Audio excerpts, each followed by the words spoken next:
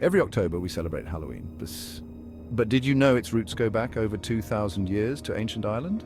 The original festival wasn't about candy and costumes, but about the turning of the seasons and the thin line between the living and the dead. Welcome to Samhain, the Celtic festival that gave birth to Halloween as we know it. In this video, we're diving into the history, myths, and transformation of Samhain, from its ancient Celtic roots to modern-day Ireland and beyond. And yes, we'll show you how everything from costumes to bonfires still carries a piece of this ancient tradition. Samhain, meaning summer's end, marked the close of the harvest season, a crucial time for the ancient Celts. It was a period of great importance as they gathered the last of their crops and prepared for the harsh winter months ahead. This festival signified the beginning of winter for the ancient Celts of Ireland, Scotland, and parts of Europe. The transition from the warmth of summer to the cold of winter was a significant shift in their lives. Celebrated from sunset on October 31st to sunset on November 1st, it was a liminal time when the veil between the living world and the spirit world was at its thinnest. This period was considered magical and mysterious, filled with both wonder and fear. The Celts believed that spirits, both good and bad, roamed the earth during Samhain. These spirits included the souls of the deceased, fairies, and other supernatural beings. To protect themselves from these wandering spirits, they'd light huge bonfires on hilltops. These fires were believed to ward off evil spirits and provide a guiding light for friendly ones. They would also offer food and drink to appease the wandering souls, ensuring that the spirits would not bring harm to their homes and families. Sometimes they would disguise themselves in costumes to avoid being recognized by malevolent spirits. This practice was not just for protection, but also a form of celebration and community bonding. Sound familiar? This idea of costumes protecting you from spirits is the origin of our modern-day Halloween costumes. Over time, these ancient traditions evolved and merged with other cultural practices, giving us the Halloween we know and love today. For the Celts, Samhain was more than just a festival. It was a deeply spiritual time.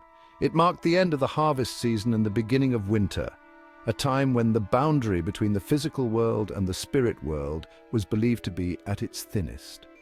Druids, the priests of Celtic society, performed rituals to communicate with the spirit world. They would gather in sacred groves and perform ceremonies to honor the gods and ancestors, seeking guidance and protection for the coming months. At sacred sites like the Hill of Tara in County Meath, evidence of fire festivals linked to Samhain rituals has been found. These fires were believed to have protective and cleansing powers, warding off evil spirits and ensuring the community's safety. They believed that Samhain was ideal for divination. The thinning veil between worlds made it easier to receive messages from the other side, offering glimpses into the future. People would use scrying, looking into reflective surfaces like water or flames, to predict the future.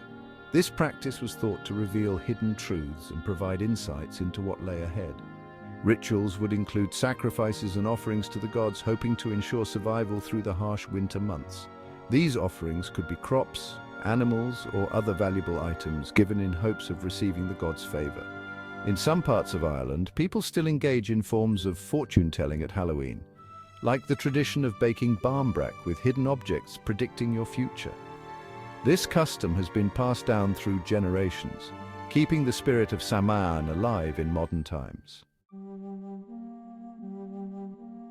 By the 5th century, Christianity had spread across Ireland, and Samhain wasn't erased but transformed. Instead of fighting the festival, the church blended it with Christian practices. By the 9th century, the church established November 1st as All Saints' Day, also known as All Hallows, and November 2nd as All Souls' Day, a time to honor the dead.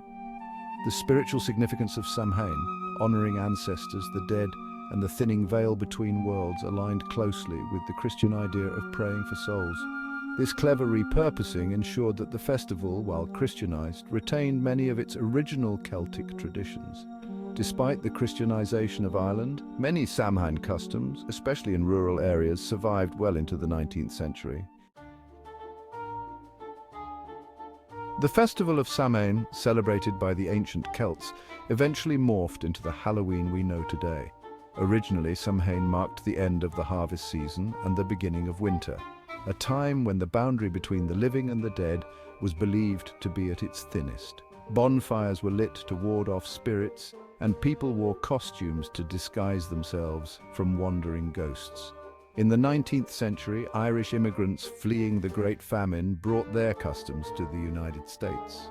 These traditions included the celebration of Samhain, which began to blend with other cultural practices in America.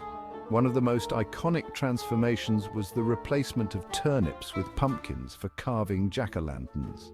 Pumpkins were much easier to carve and more widely available in the US, making them a popular choice for this spooky tradition. The Irish immigrant population in America soared between 1845 and 1852, with over 1 million Irish arriving. With them came the traditions of Samhain that influenced Halloween, including the practice of lighting lanterns to ward off evil spirits. The practice of disguising oneself during Samhain evolved into the modern concept of dressing up for Halloween. Originally, people wore costumes to hide from spirits, but today dressing up is done for fun and creativity, with costumes ranging from spooky to whimsical, and the custom of offering food to wandering souls, that became trick-or-treating. Children now go door to door in their costumes, collecting candy and treats, a far cry from the ancient offerings made to appease spirits.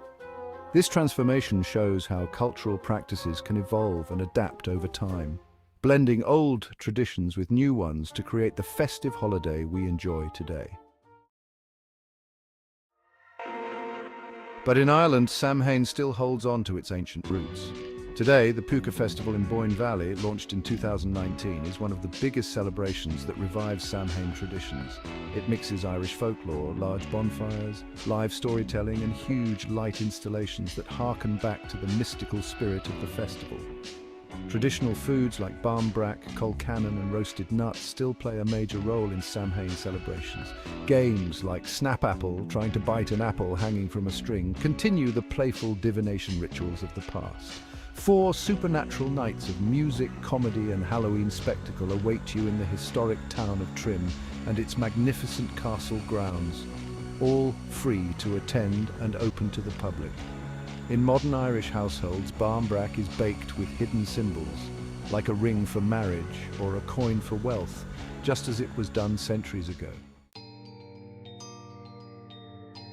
So the next time you carve a pumpkin or light a candle on Halloween, remember, you're participating in a tradition that's over 2,000 years old. From the sacred fires of Samhain to modern Halloween parades, this festival is more than just costumes and candy. It's about life, death, and everything in between. Thanks for joining us on this journey through the ancient Irish origins of Halloween. Don't forget to like, subscribe, and hit the bell icon for more deep dives into history, myth, and the supernatural.